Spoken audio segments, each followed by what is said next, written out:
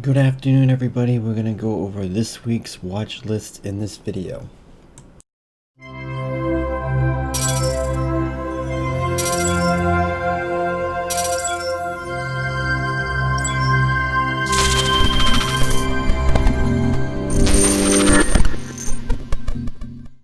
Before I get into the watch list, just make sure that you're in the room. If you're not, the link is in the description of the video, and you can find it in the bio section of the social media accounts. So that's how you can get access to the room. I have Netflix up because it has earnings tomorrow afternoon after market close, and I've been looking over the earnings the last few times, and the last 3 times it's missed. So I'm looking at the weekly thinking, okay, it is up at this 540 and 480 area. It's just been chopping around in this little, I shouldn't say a little area, it's a pretty big area. I mean, you're talking 60 points, but it's just been staying in this area for the last when is this 6 months. So I'm kind of wondering if it's going to miss earnings and it's actually going to fall out of this channel and maybe come back down to the 400 area. So I'll be watching Netflix. I don't have it on the bullish side or the bearish side of the of my watch list. I don't even have it on my watch list at all because of earnings. I want to know what's gonna happen with earnings and where it's gonna end up after earnings. So yeah, we'll just have to see what happens tomorrow after market closes, after hours, to see where what happens with Netflix, and we'll look at it Wednesday morning and trade the reaction to the earnings, and I'll base my bias on what happens. So with that said, we can get into the watch list. I'll start with the we'll go with the bullish side, since the bullish side's already looking at me as it is. Baba is one of them. Baba. Let me just get back to the daily. It's too okay. Baba, as you noticed, they just got news the other day saying that they weren't going to get delisted, or they weren't threatened to get delisted because of the new China or U.S. conflict or whatever, that they were going to remove China stocks from the stock exchange. But they said that the Baba and Baidu were fine, which I kind of figured they were. I mean, they're big heavyweight companies. They're not like some kind of trashy penny stock that could definitely feel the wrath of that. But I think that that was kind of a given, but the market still reacted to it. So at that point in time when that threat came out, it was right around in the 260 area. So Baba should definitely get back to the 260 area. Then it had news about getting into electric vehicles and stuff like that. So I think that Baba is in the long haul and going to 300. So, but we can play the daily ranges and the price action during the daily, and that's what we'll do. So I would watch it over the 247 area for a push to fill the gap to 260. Now once it gets to 260, there's a lot of actually get into this 255 area, there's a lot of resistance in here, but then you get 260. So I would definitely keep an eye on the 260, then 270 area. Those are going to be some pretty big areas for it to break. Now I'm not saying it's going to go straight to 300, because it's probably won't. It's probably going to go up a little bit and then pull back and just coil up and go again. So it's not going to go straight up. It's going to have pullbacks. We're going to play them and ride the momentum up. As you can see on the weekly is just it's gone down to the Keltner channel on the weekly, and the RSI is curling up and going back up. So that is definitely good, and the histogram is starting to show go in a positive direction. So definitely can see this going to 270, 280 maybe in the next couple of weeks, and 300 probably the next month or two. So we'll have to see if that plays out and we don't have any more surprises with the CEO or China restrictions or anything like that. So as long as nothing new happens, this should be a fairly easy, smooth trade, but anything can happen. So nothing's ever works out the way it's supposed to. So Facebook, same way. I mean, it's down here in this area, the 245. It got up to, had a decent run on Friday. If it has an inverted head and shoulders right here, well, you get the left, you get the head, you got the formation of a right shoulder right there. So if we can get over 253, 254 if you want to say, it's probably going to shoot to 260, 262 to fill the gap at 265. And but you also have to be cautious of you have a gap fill right here that's open, so excuse me, if it does get below this 245 area, it's probably going to fill the gap, so be aware of that. There is a gap fill, so if it does start to get weak and get below this 245, it's more or less going to fill this gap, so be very cautious about that and be aware of it. FedEx is the next one. FedEx had a good run the last few days now. It pulled back a little bit on Friday, and we'll have to see if it actually will continue its upward movement. I kind of think it will. You get the left shoulder, you get the head, you get the possible right shoulder right here for our inverted head and shoulders. So if it gets over 258, it's gonna get to 260. Then you got big resistance right here in the 270-ish area, but you're gonna watch out for these big round numbers like 260, 265. 270 would be the next big area over 260. So on the daily you get 260, 266, and 270. Yeah, so those would be the areas to watch on FedEx.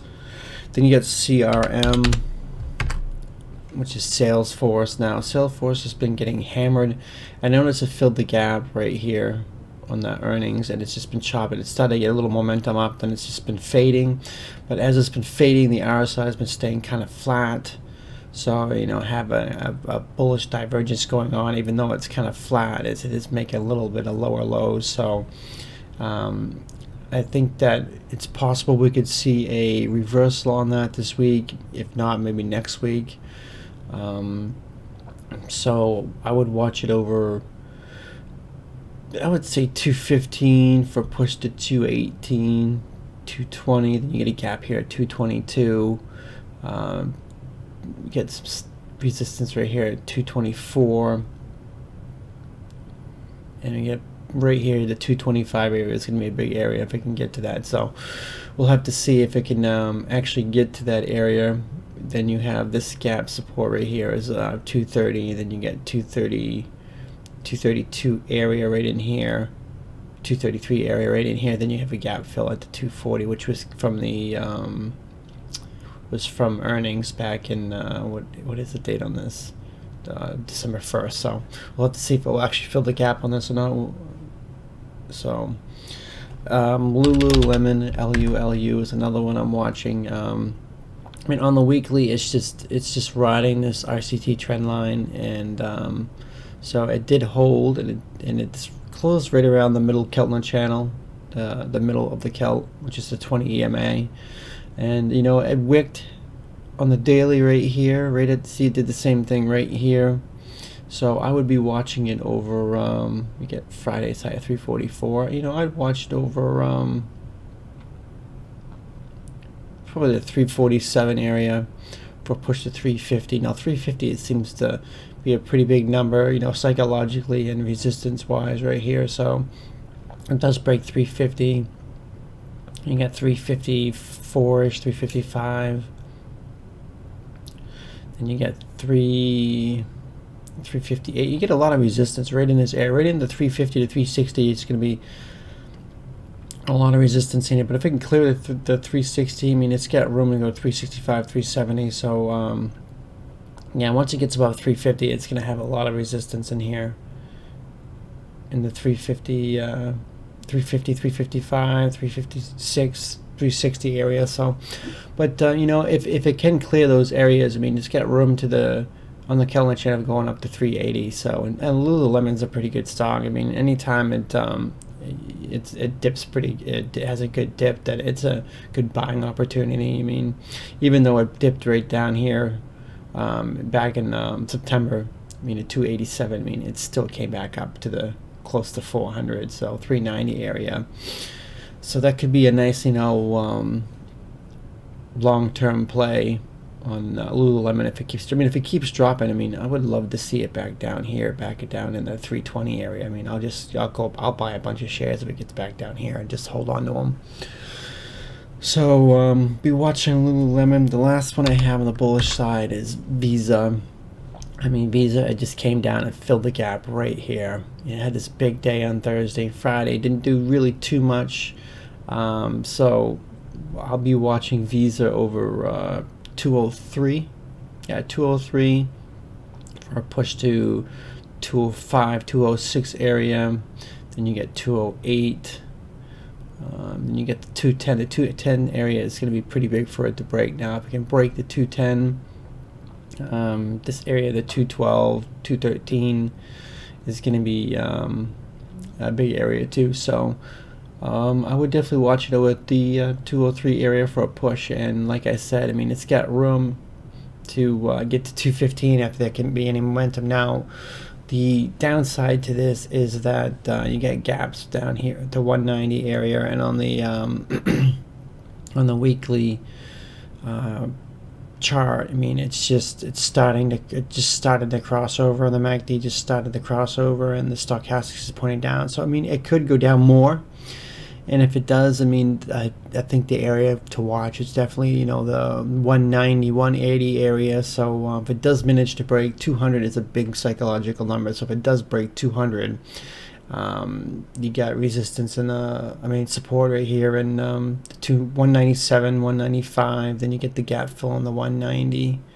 That should be a pretty big area. If not, I mean, you get 180 down here. So just like Facebook, you got to understand that there's downside there too. So well, I mean, every stock there's down going to be, could possibly be downside, but Facebook and Visa, there's just more reason to be aware that there could possibly be more downside because of gap fills and the weekly charts and stuff like that. So now going on to the bullish side, I know that Roku has just been one I've been watching, and we nailed it on Friday.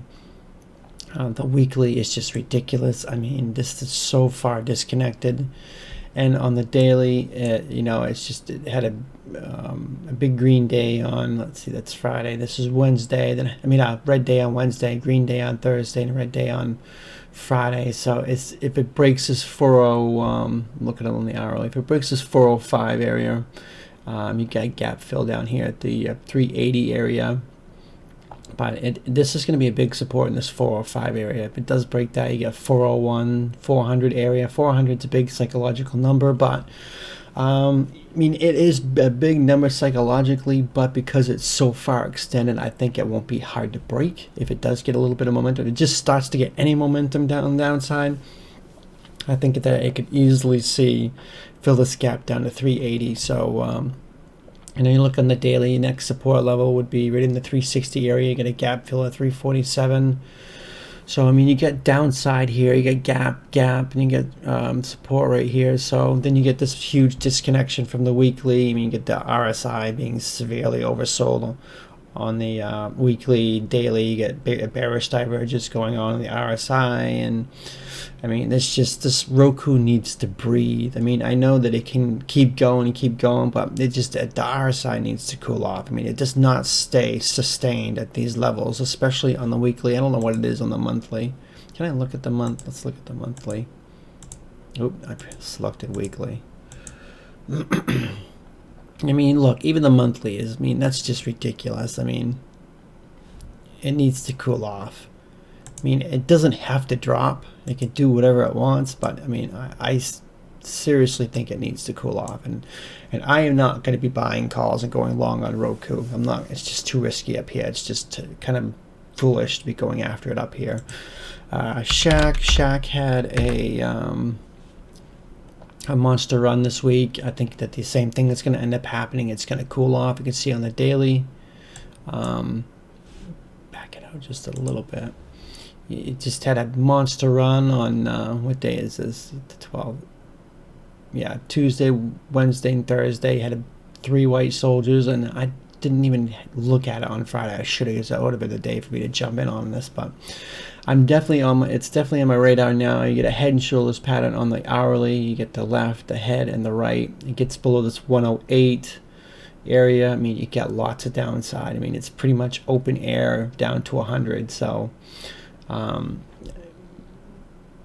well, yeah, we get support right here on the weekly at 105, but if it does manage to break that 105, the next area is 100, then 90. So it's hard to believe that back in March this stock was $30. I mean, imagine if you just had 1,000 shares of that at $30. I mean, that would have been insane. But anyways, definitely be watching SHAQ on the short side. I think it needs to let some air out. Now BA, I know BA's Air Canada's back in on using Boeing 737 Max or whatever that is that they're back using, but it's not going to really mean anything because almost most of Canada is under lockdown, so no one's flying anyway. So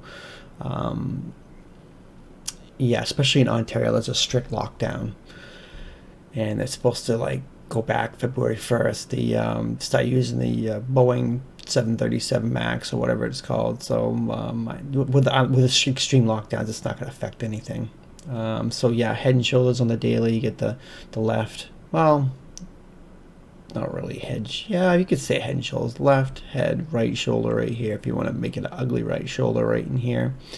But it does get below these, say 203 area. Yeah, I would say 203, and it's going to go down to this big psychological number of 200. Well, I've been saying for a while it needs to fill the gap here, and I don't know if it's going to fill this gap or not, but if it does get under 200, I think it's definitely going to come down to the 190s and fill this gap right in here. Then you get gap support here, 175, 170.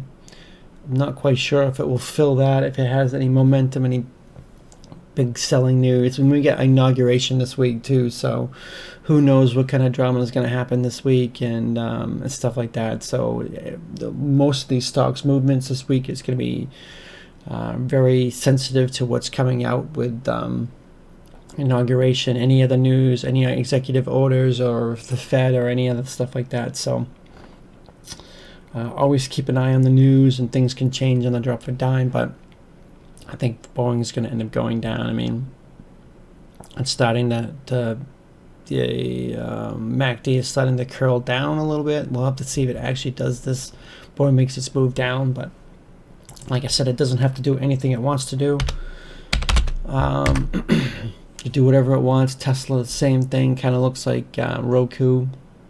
It's up here. I mean, it's so far extended on the RCT trend line and RSI. I mean, look at this. I mean, it's just been diverging since right here, February, and you know, right up in here.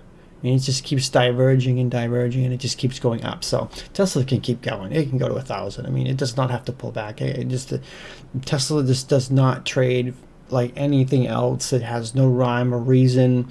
Doesn't care about valuation. Valuation on Tesla is just so dumb that you take every single automaker on the planet and you combine them, and still will not equal Tesla. Now, I don't know about you, but I don't see many Teslas here. So maybe it's different where you are, but I only see maybe 1 or 2 Teslas a week. I hardly ever see them.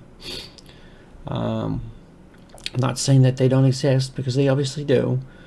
But I'll be watching it under the, let's see, under 815 for a push to 800, and then you get 775, and you get support right here at 735. Then you get the big round number 700. 700 would be a nice big pullback. That'd be a nice clean pullback, but it would just pull back just a little bit to let some air out. The RSI, I mean, it's high on the weekly, but not as high as it has been. I mean, right here, it pulled it back pretty substantially, considering it was like 186 to, I mean, it pulled back to, what is that? 70. So that's quite a bit. But with that said, you know, yeah, 700. I mean, that if if Tesla could pull back to 700, that would be a nice clean pullback and be right down to the ICT trend line and be a nice area to dip by and hold for a longer push. So Apple. Now, Apple, you know, same thing. You get a divergence, you get a double top right here on the daily. RSI is making lower lows. Same with the histogram and the MACD and stochastics. I mean, you get a divergence going on. So if it does manage to get below the 126, I mean, you can get pushed down here and to 123, even 120. 120 would be a big area because of this white line. I mean, this yellow line right here. If it does manage to break below this 120, you have gaps down here. Well, no, this gap didn't get filled. It was pretty close, so. Yeah, 115 and 110, but I mean, if it gets down to the 120, I think it'll probably end up bouncing, retest this area and bounce. So it could take off tomorrow. I mean, it doesn't have to drop. But on the weekly, I just keep looking at it on the weekly. I think it comes back down to this 120, maybe even down to the 110. So we'll have to see if that actually happens or not. Target, same thing. It looks just like Roku. We just had a big massive run and it's just staying in this little area, and have to see if it actually pulls back. I mean, the RCT trend line is pretty disconnected from the run. It got away from it a little bit and it pulled back, and it's pulled back a little bit there, but not as much as it should have. I think that this has room to pull back to at least the 180 to 170 area. So I would watch it underneath Friday's low of 194 for a push to the 190. I mean, you get like 192, 190, 188, then you get 187. Then after 187, you get this clean. It's a clean drop right here to 180. So, yeah, this is where the next big area would be the 180 on the daily. So.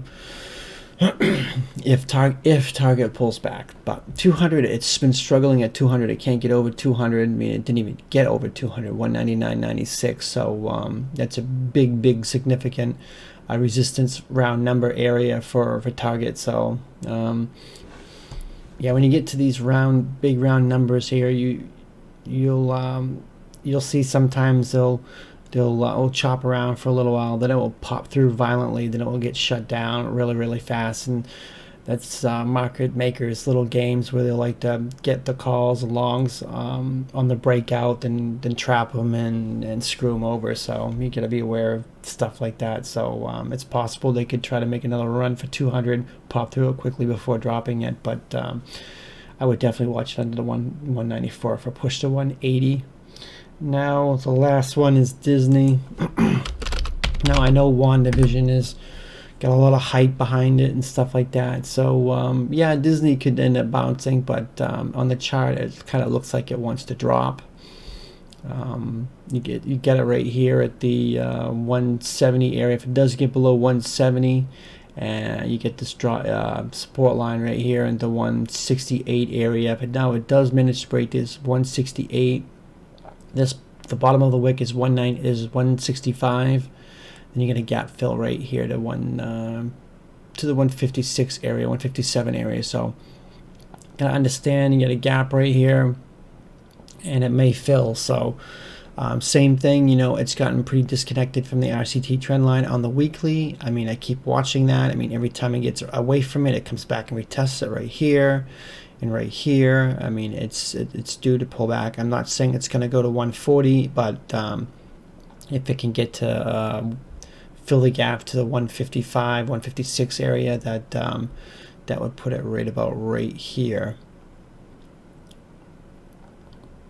So I would watch that for an area if it does get to that it could possibly bounce. So you can see on the weekly that 154 is a big area on the weekly. So yeah, so that's gonna do it for the watch list. I hope that this has helped understand what I'm looking at this week.